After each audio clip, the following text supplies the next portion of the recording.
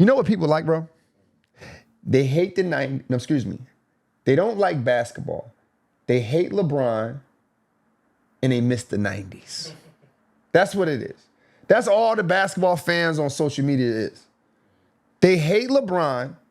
They hate today's game of basketball and they miss the 90s. They missed the 90s when they didn't have bills. They missed the 90s. They miss it. They miss when we all just sat around the TV and we watch 8 teams weekly. They miss it. And they don't know how to admit that. So when you don't know how to admit something, it's like this, right? It's like when you was young and you liked the girl in your class, instead of telling her, yo, I like you. What dudes used to do? Make fun of her, pull their hair. That's all this is. Dudes don't want to admit they don't like basketball. They miss the 90s and they hate LeBron. But instead of admitting that, they want to pull their hair. They want to make fun. That's it. Dog, it's okay. Basketball ain't everything. It ain't everything. If you don't like basketball, just say that. Just say that. If you missed the 90s when you had your hairline, just say that. It's all good. It's love. They got to understand. Listen, they couldn't even tell you who the top teams in the NBA is right now. They couldn't tell you. They would not know on the East, you got the Pistons, the Knicks, the Celtics, Magics, and Raptors. They couldn't tell you that. They couldn't tell you on the West, OKC, Lakers, Nuggets, and Houston, and Spurs are the top 5. They could not tell you that. They wouldn't even be able to tell you who the top scorers are. They'd be surprised to know Luka's averaging 35 points. They'd be surprised to know SGA is averaging 32 points. Maxey is averaging 31 points. Donovan Mitchell averaging 30. Nikola Jokic is averaging 29 points and leading the league in assists.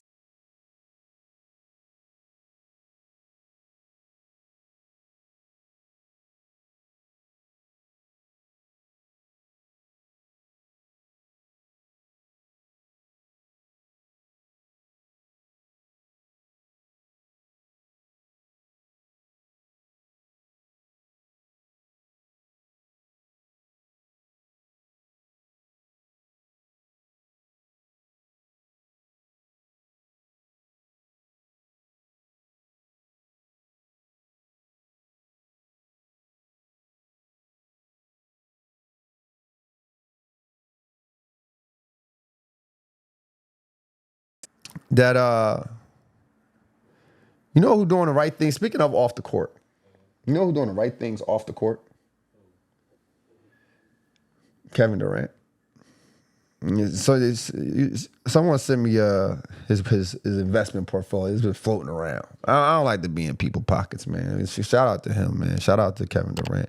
I don't like to be in people's pockets, but I wanted to bring this up because I like when guys are doing positive things where people can look at the image of, right? Like when we was growing up, and this ain't no disrespect to guys like Allen Iverson or whatever, but Allen Iverson, you know, he had his chain on, you know, we followed that, braids and tattoos, and we followed that, and there's nothing wrong with that, right? Like I'm one of them, I'm a product of that era.